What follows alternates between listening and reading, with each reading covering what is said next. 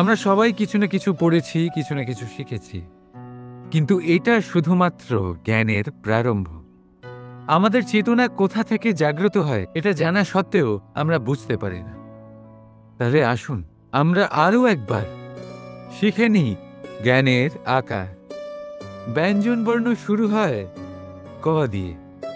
ক দিয়ে কোকিল, এটা পড়তে পড়তে আমরা শব্দ রচনা করতে শিখি, আর তারপর বাকি সব কিছু।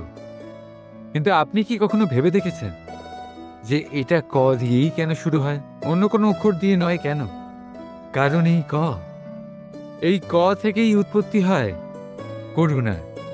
করুণা যা সব থেকে গুরুত্বপূর্ণ অনুভূতি। এই করুণার জন্যই আপনি যে কোনো মানুষ বা যে কোনো জীবের মনের ভাব, তার সমস্যা, তার কষ্ট বুঝতে পারবেন। এই করুণাই প্রেমকে জন্ম দেয়। এই করুণাই আমাদের বিবেককে জাগিয়ে তোলে।